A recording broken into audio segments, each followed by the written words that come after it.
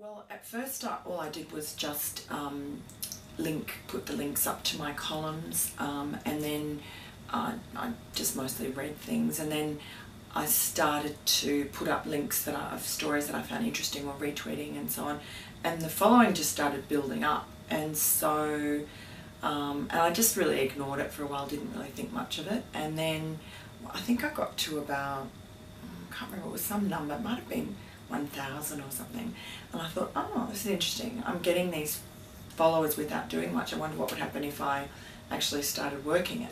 So as an experiment, I started working it to see how many followers I could get, and then I think I got up to 10,000 or like 9,000, and then I thought, well, now I'll just really pull all stops out. And for instance, if I'm writing a column and I'm just interested in testing the waters, so quite often I'll just throw out a couple of lines and see what comes back, and you can get some really clever and interesting feedback from people, or you can figure out that it's a pretty tired line. So don't use that so much. And then other ways, pretty much every time I write a column, I'll have a line up, column up in TweetDeck of the topic, and so that will quite often throw up stories or people or responses that I wouldn't find necessarily on Google.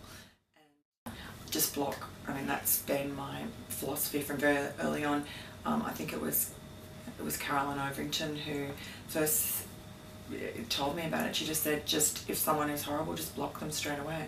So you just block and move on, and that really irritates them. I mean, it's really the best way of treating someone who is like that, because they follow you. Obviously they want to read your content. By blocking them, they can't. So they very quickly either shape up or ship out. So it's hard to separate yourself from the organisation, because that's why I'm there, and I guess that's the basis on which I'm working. So but what it does, I guess, is it gives you more immediacy, and so now, because we're in such a competitive environment and everything is 24/7, it's quite empowering, because you're there, obviously. So in the Blue Room the other night, when Julie Gillard and Wayne Swan and Kevin Rudd and Albanese came in there, it was on television live on Sky and elsewhere, I presume, but we were tweeting, so it actually gave the Telegraph, with photographs and so on, it gave us that sort of television presence. And I mean, when we were at the budget earlier in the year, we all started using a new app called Tout. I mean, the company asked us to do that, and so we were doing videos on the bus, and sort of behind the scenes videos, and things that actually mean that we are now, as a newspaper, we are now creating our own video content as journalists out in the field. So it's Twitter in video, and it means that we are bypassing the sort of middleman, which is the television stations, who they take our content and then they sort of channel it through their newsreaders to the people, and there's that lag time, and it also means that the Daily Telegraph doesn't really get the benefit of that. So the whole news business is changing, and as a practitioner, I find it quite exciting and quite empowering, rather than we are the print component, and we come out the next day and everybody else feeds off us and gets the benefit of our sort of intellectual property. Now we're doing it in real time to our own following.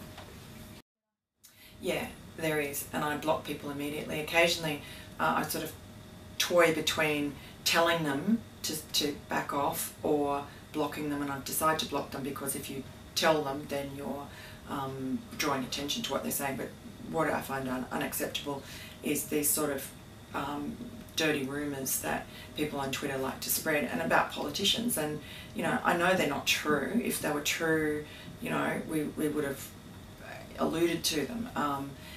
They're not true, and anyway, even if they were true, so what? Just someone who someone is sleeping with in Canberra is really, unless it has some direct relevance to the way they run the country, is just not our business. We're not scandal sheets.